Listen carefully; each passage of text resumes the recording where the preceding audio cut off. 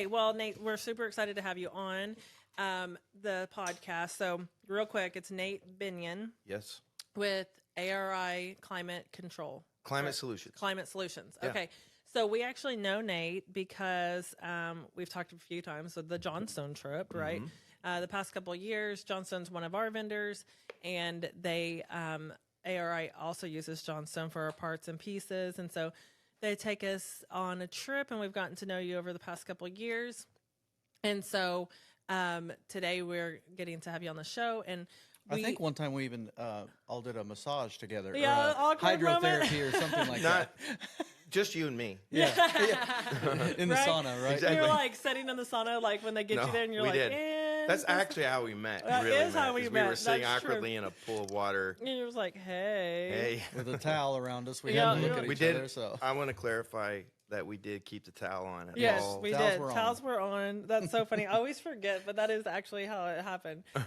So, some people would be like, well, hey, why are they on the show? Are you guys competitors? And the answer is no, we're not. We actually do two totally different pieces in the same industry, but I'm excited to talk about that too because of the different things that you can do with an HVAC license. So anyways, Nate, so can you tell us the story of ARI? Yeah, And how you got ARI in? started in 1987 as Allied Refrigeration, started by Gary and Kathy Booz, who ended up being my mother-in-law and father-in-law. I said mother-in-law first because I'm not an idiot.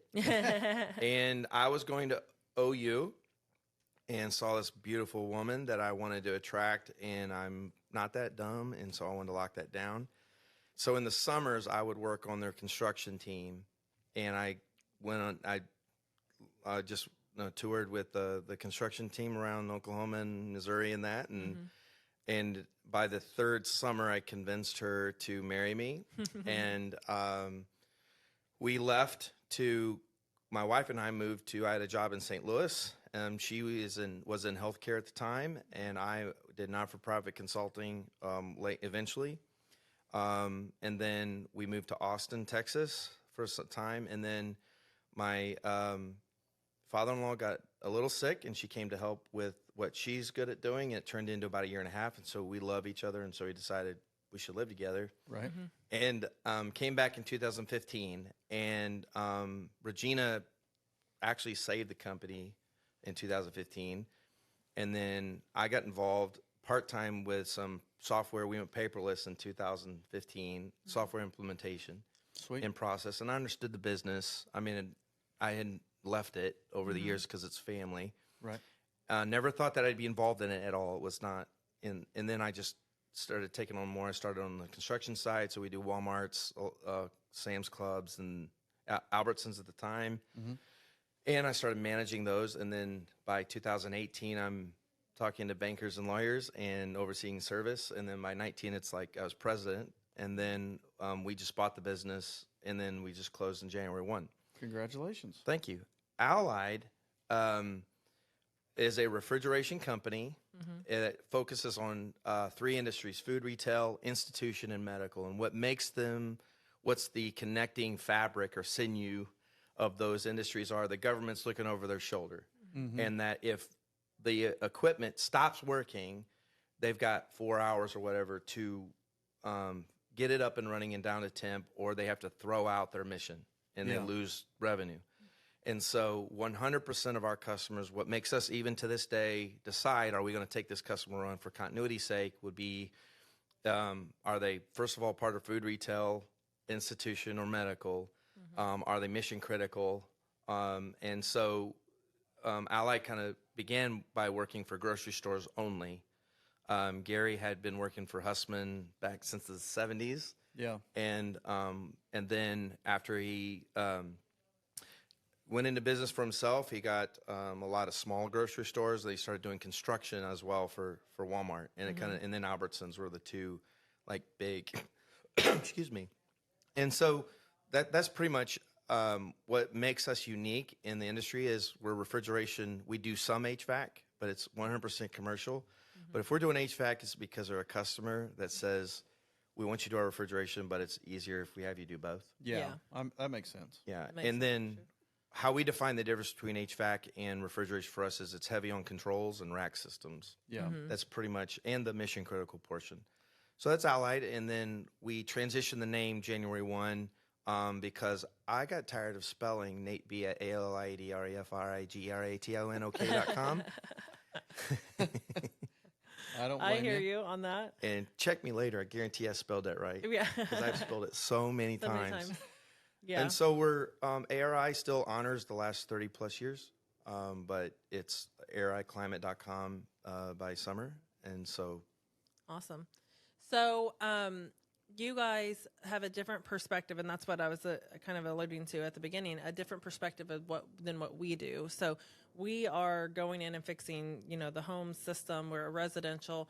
We really are 98% residential. We may see the commercial that we do is still like 5 tons and under most of the time. Yeah. Every once in a while we'll get up to 10 tons, but that's our bread and butter. That's where we like to stay. That's what we've spent a lot of our focus on. But, like before we started, you're like, I could never run a residential because it is 2 separate beasts, right? And I remember I was talking with Oscar back when we first started the business, and we were like, you're new and you're wanting leads, right? And I'd be like, hey, they've got this like refrigerator down at this, gas station. And he's like, nope, Yeah. He's like, I'm the only one that could work on that. Everyone else couldn't because they didn't have the experience. And so I think that's an interesting perspective of like the difference in what you can do with a license. Are you having difficulty as far as finding techs and stuff for refrigeration? Have you seen a drop off in that, or is it decently steady, or what do you see in that? No, I think we're experiencing the same kind of challenges and opportunities that every business is having across industries. How we view it is we see we're going to have to build a farm system. How I describe it to our team is we want to be the Cardinals, not the Dodgers. In other words, if you look historically, I'm not really a baseball fan. I just lived in St. Louis, and they made me become one so I could talk to humans up there. Well, I'd like Cardinals better than the Dodgers. Well, if you see the big, how it's the metaphor I use, but is big market teams go out and buy what they need, and they up and down. They'll have 3 years, 5 years good. The really small market teams are forced to have an incredibly well-developed farm system, and occasionally will go out and get a superstar. Yep. It's for us, it's the same way as how we're having is no matter what, refrigeration, you have to, if they have 2 years of schooling, they've still got another 2 years of practical work with us to even learn, because you're not going to learn controls.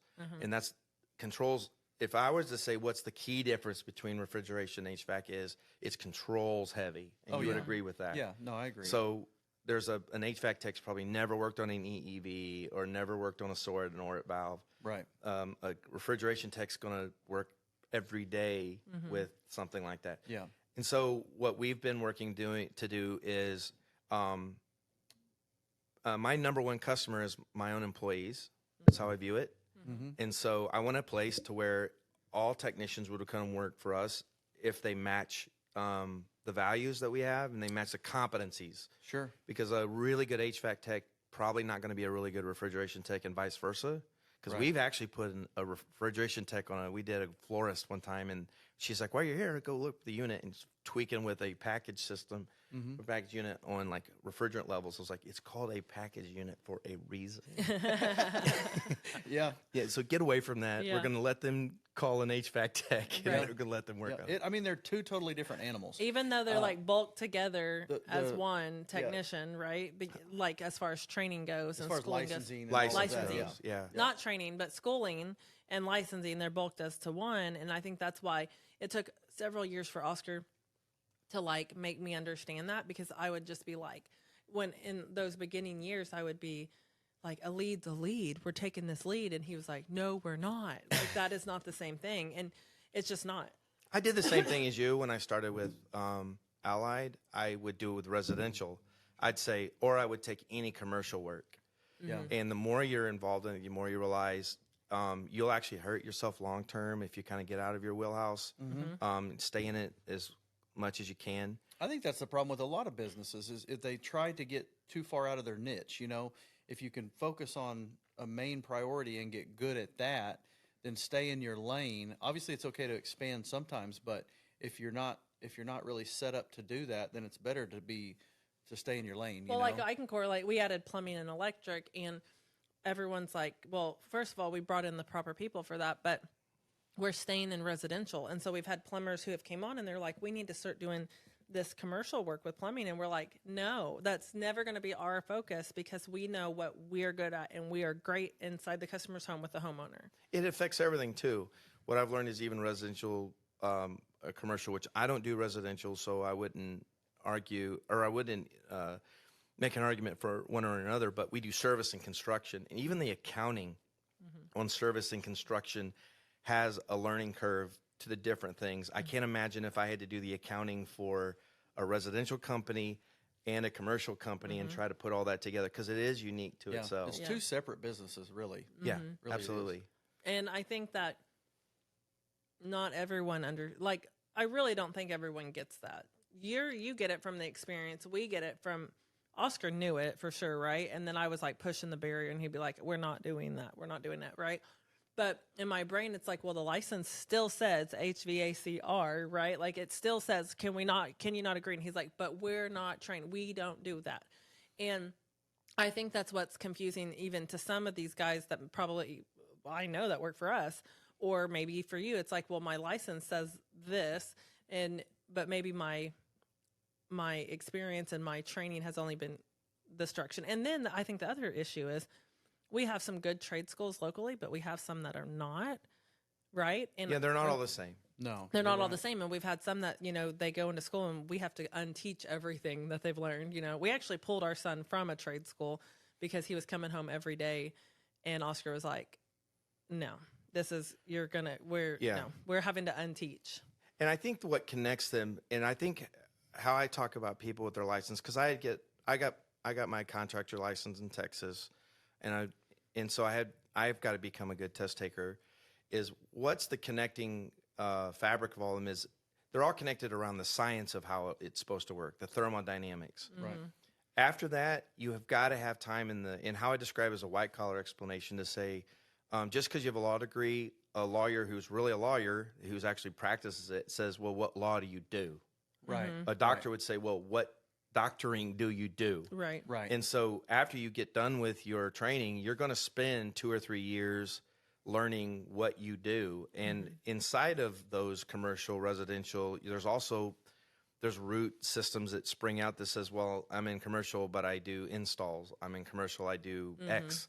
It's an opportunity, but it's also a challenge to help learners, students understand that you have one degree that says we understand the fundamentals of science of what we do.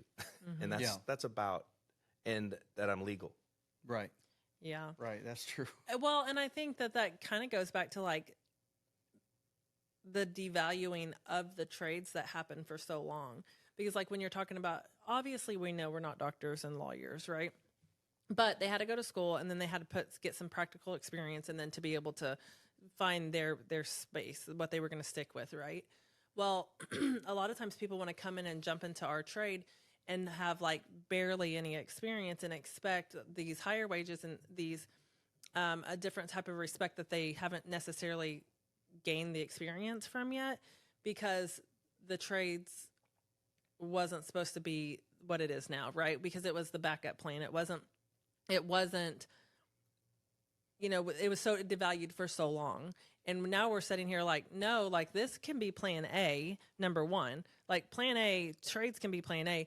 But then when you get into it, there's a lot more than just what you think you see from up here. It's way more than just fixing an air conditioner. We could create fires and floods and all kinds of things, right? Well, no, you're actually hitting on something where you'll have to like give me the eye on to stop talking about, because this is like one area. So how I describe it is I have 2 degrees. I have a bachelor's and a master's degree, and I go talk to trade schools and talk to trades people, but mainly I want to talk to their parents to say we were told an unfortunate mistruth that all you need is a degree and everything else in life will work itself out.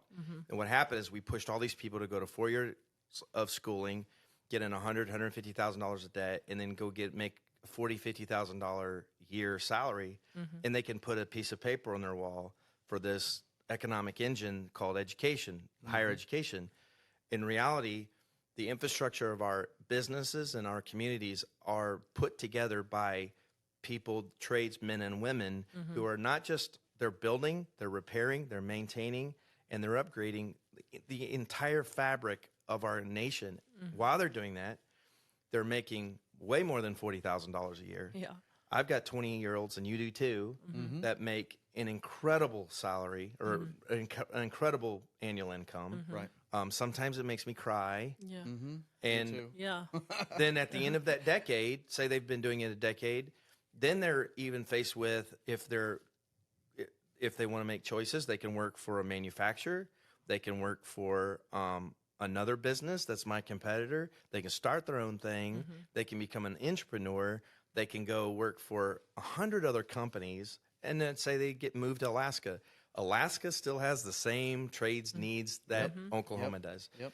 The options are, if I were to draw it on a board, it looks like just this web that just keeps growing, and you match it. And so it's just something that it's difficult to find them, because I think partly is the system has failed them by explaining to them the opportunity. And I think that's what I'd love to spend the rest of my career explaining, not just to the students, because that's the easy part, is to educators and their parents about this should be plan A. Yeah.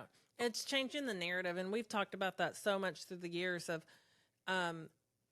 there is a place for doctors and lawyers and degrees. Okay. There's a place for that. And some people, that is the right. We have 6 children, and we can identify the ones who will go to college and the ones who simply will not. And we know that just because they're our kids, and we know what their goals and ambitions and abilities are. Right. But I can look back to like when I went to college or went to high school, and all the things that were said to me and what I felt like had to happen for me to be successful. And here I am. I have a high school diploma and a certificate to do dental assisting. And I'm doing pretty well for myself. And if you would have asked me at 18 years old if I thought I would be in heating and air, plumbing and electric, I would have been like, no. That wasn't your dream job? That was not. It just wasn't. It wasn't then. But because there's so much growth, why are we asking 18-year-olds to figure out what they're going to do for the rest of their lives at 18 anyways? You know? Well, I think we could stop by lining elementary schools up with Ivy League school flags, right? And then telling them for 12 years. I think, and I even like to change the narrative. I have doctor friends in Tulsa area, and I like to flip it on its head by saying, you're a doctor because you don't have, first of all, the mechanical aptitude to do a trade.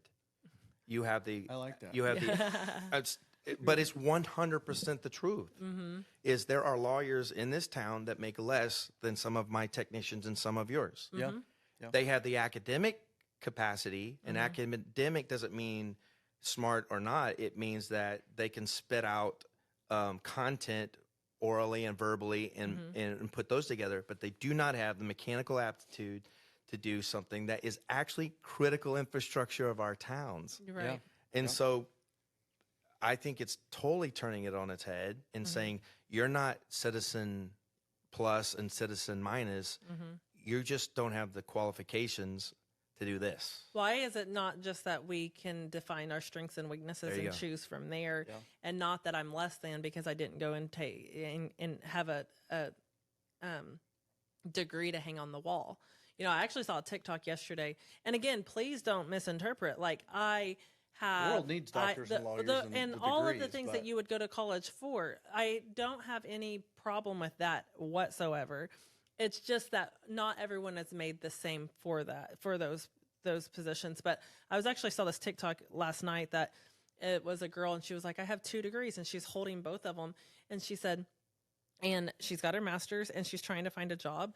And the only job, she had put out all of these applications, and the only job that had responded back to her was to do a customer service type job, handling like disputes and issues.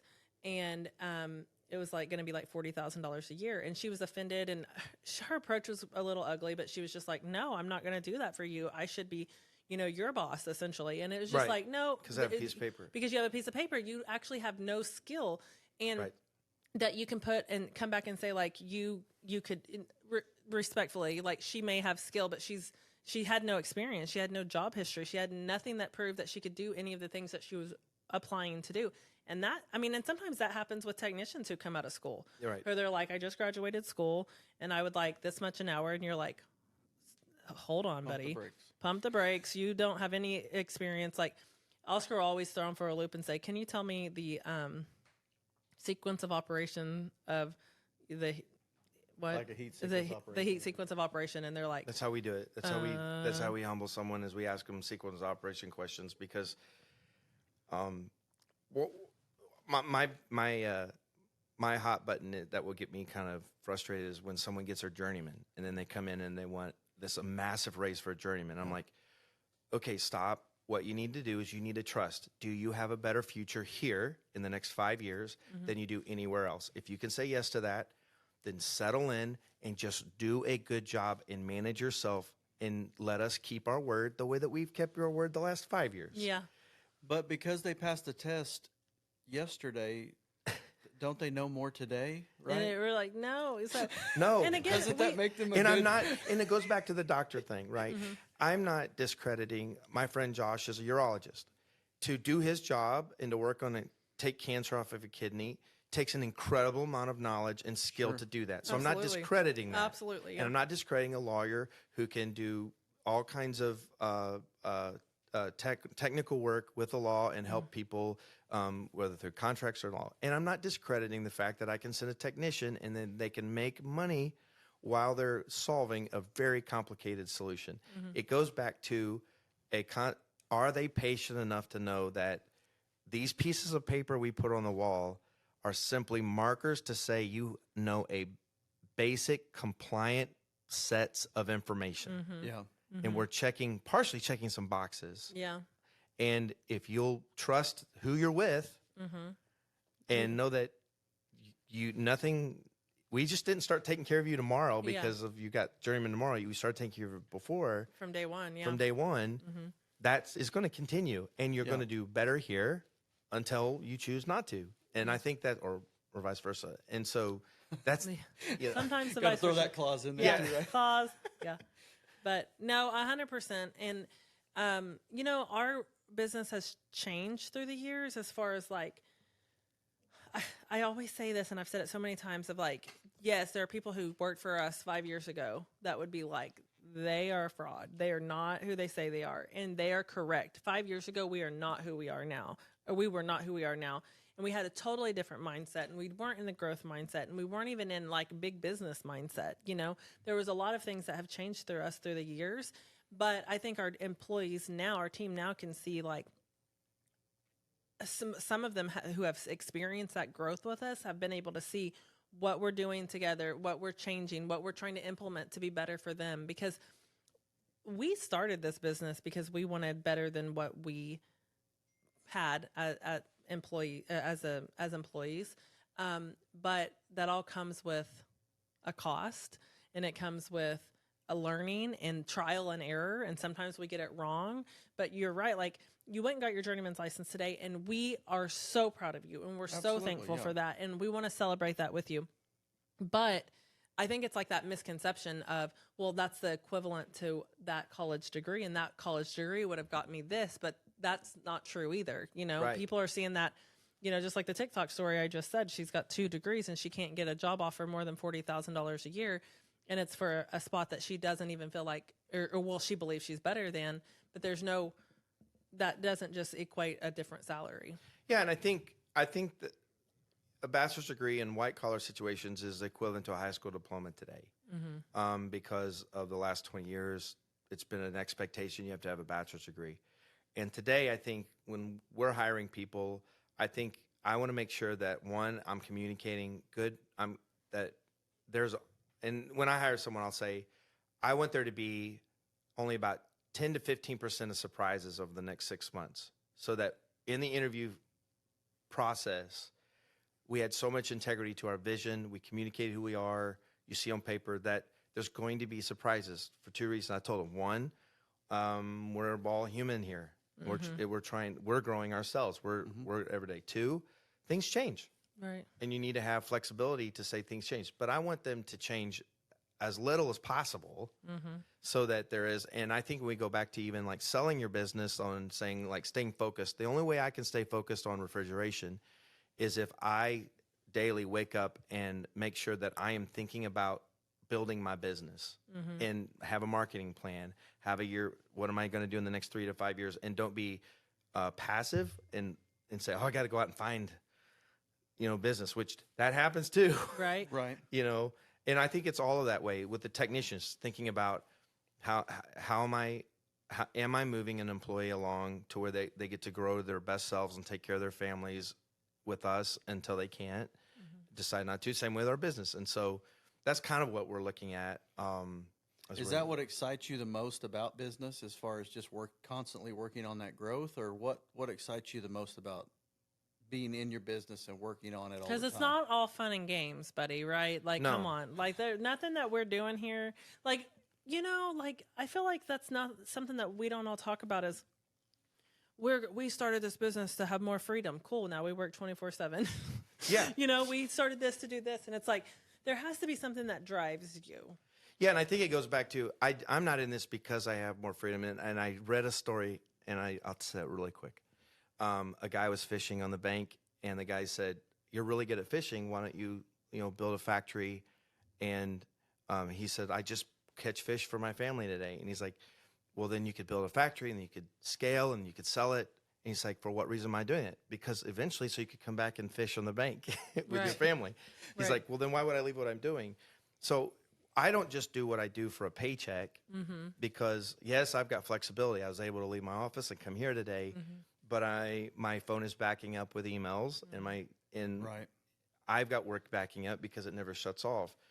I like to build things, and I have my entire adult life. I get inspired by building things. I'm a strategic leader, I have a infatuation with tactic, but I am a strategy person. And I love the battlefield. I complain about it, but I actually would be very upset if I wasn't able to go out and just like, how do we expand this thing in the next 3 to 5 years? And it's what gets me excited. Thankfully, my business partner, who's my wife and smarter than me, is very tactical as well. And so we're able to like bounce off. You guys work well together? I She's can't right. imagine working with my wife. Yeah. Well, I know it's. I don't know how you do it either. No. It's a beautiful mystery to me. Her office is 15 feet down the hall. It's taken time to figure that out, and that could be a whole podcast. Oh, probably, yeah. Because it truly is like I feel sorry for anybody who goes against us when we're back to back on the same page. I really do. They're not going to win. We just know each other too well. Yeah, And I love that. I just feel sorry for. I cannot wait for you to try to compete against me and her together.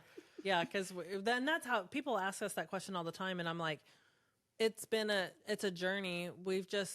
Both of us are too stubborn to lose. Number one, so we are always fighting for the same mission, and we always have the same vision. Sometimes it comes out differently, and then we also like really good at respecting our strengths. Like, I obviously am very vocal. I talk a lot. He does if he wants to, but he doesn't make himself, and isn't required. You know what I mean? Like, it's just, but like technically the entire business is like rides on him, and technically, and the ability, like I could never question. I will try to question, quality of work and what this should look like and what that should, but I have no clue. I rely on him for that and his 30 years, 29 and a half years experience. And, so we can play off of each other based off of that. But then, like you said, when we are, like, come against us when we're on the same page, like we are, we'll fight. Well, and I think how we've looked at it is, and I live this with our leadership team too.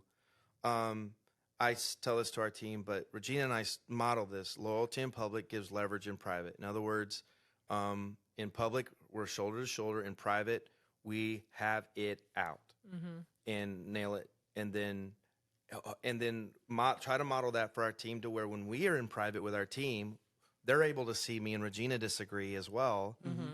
And then they're able to disagree and have permission to do that. And then my goal is not to be independent of each other, but be interdependent. In other words, to acknowledge I don't have it all figured out and that I have blind spots, and that sometimes Regina can see something my business partner, who I'm blessed that she's my wife, can see you're not seeing that clearly. And I can say the same thing to her. That, though, like any other business relationship, does not happen overnight. Right. It takes a long time. It's a long, I almost want to say long, bloody fight to get there, because you're really fighting for, we're trying to build something that's a legacy. Whether I want to say that or not, this is what I want to do is we got into this because we initially thought we were just kind of helping family. Well, I fell in love with it. Right. So I knew what it was, but I fell in love with, we can build something, and I fell in love with it because I can do something that will leave a mark on this town. Right. In every town it's in. Like, we really do feed the infrastructure of this town. We really do feed families. Yeah. Yeah. We really do something that when I die, it will go on. Right. Yeah. You know, even if it went on with a different name, it's still going on. Right. Right. You know, and so I think that's, that was kind of a word salad to say. What inspires me is the strategy of, I just love like building things. Secondly is I like doing it. I want to do it as a team. I don't think I'm the smartest man in any room. And I'm blessed that I'm married to one of our team, and we're under 49 employees still. So we have a joke around that we make jokes that they say, well, you can't joke about that over 49 because HR rules change. And Yeah. so, Right. We have HR now too, and we're always joking, and we're like, "Who invited you Yeah. to this meeting?" Cassie's always saying, for legal purposes. For legal purposes, this was just a joke, which is now just a joke for all of us. But yeah, I think there's like that question happens all the time, is like, how do you work with your spouse? And I think something else too is I've seen a lot of people get it wrong because they don't communicate well. Like if Oscar and I came to work every day and we were griping and complaining and fighting with each other, our team would feel that and feel off with each other. And people want structure, and they want security, and they want to know that they're in a safe space. And they don't want to be thinking like, man, if these two are really like, it's a really rocky relationship, and if this goes south, do we even still have a job? And you know what I mean? Like that's sometimes the worry, because there are those stories of husband and wife duos that went south, you know? And so people strive on structure and being comfortable. And so we always just make sure that we definitely can challenge each other, but we're never going to like throw down. We don't throw down anyways in general. I always say, because he's 8 years older than me, so he's just smarter. He's smarter, and he chooses his battles better than me. Well, I'm 5 years older than my wife, but I'm still not smarter. But I will tell you, when I tell someone they want to be a manager, and how I tell our people is the first clue that how you'll manage is you just take a self-assessment as how you manage yourself. Can you manage the assessments given to you? Can you manage the challenges given to you by life? Because there's expectations that a company gives you, then there's challenges. And that's the way we want to model. And we have said this in the past, we don't say it as much, where we want to model with how do Regina and I manage each other in disagreement in front of our team. I'm more driven physically than my wife, meaning I'm the one that's going to get visually mad. If I'm mad, she will not look mad. She will save it. She is very calm and in control at all times. I am not as calm and control. So at all you're the times. Cassie and Oscar's the Regina. Absolutely. Regina is, like, I had an employee of ours. She says, I just love Regina because she just never seems like she ever loses her cool. I'm like, thanks. I know what you're saying. Yeah. So you are constantly. No, Yeah. yeah. I get that. And it's funny because our kids are older, most of our boys are older. And so when they hear people say that, or me say that Oscar's calmer and not a hothead, and they're like, whatever. But at home, he's different. You know, it's a different scenario. With my boys, yeah, it's a little different. They're because, boys. Yeah, Yeah, they're boys. And, you know, they don't, it's hard to teach work ethic, you know, and sometimes if we're just out around my place doing something, I'll be like, why are you standing there with your hands in your pocket? You see me struggling. get over here. And they're always like, you wouldn't talk to people at quality like this. And he's like, right, but you're my kid. You wouldn't want to work for me if I did that. Yeah. You guys are my kids. You can't. You have to The work. stakes are high at my business. The stakes are even higher here. Get over here and help me. Yeah, Grab right. the shovel. Yeah. I got you out here to dig. Yeah. Yeah. It's funny. But I think that's being able to identify that in your relationship too is what can help it thrive in your business, because being able to bounce off of each other and Our team does feel, I didn't mean to. No, you're interject. fine. Go Our ahead. team does feel, I have actually made a point, not as much now. We've got a really, really good administrative team that we have built. It's taken 6 years to build, 5 years. But they kind of, to where it's almost non-verbally, you can kind of feel, but they know when your marriage, when your tight relationship is up and down, they can sense that. And so what we've done is, instead of passively address that, we talk about, it's no different than two partners. If two partners that are not married, it's no different than if colleagues, I've got to deal with manager issues. When I've got two managers that aren't getting along, I've got to deal with it the same thing. They affect the entire team if they're not working with continuity. It's no different. The only difference is we got a hand up on them because we know each other longer, and we're even more committed as partners. Right. yeah. And so the only advantage, or the only difference is, it's actually an advantage. Yeah. If we're really on the same page, nothing can stop us. Yeah. Yeah. Really. And I love truly that. believe that. Yep. I love agree. it. You I know, love that.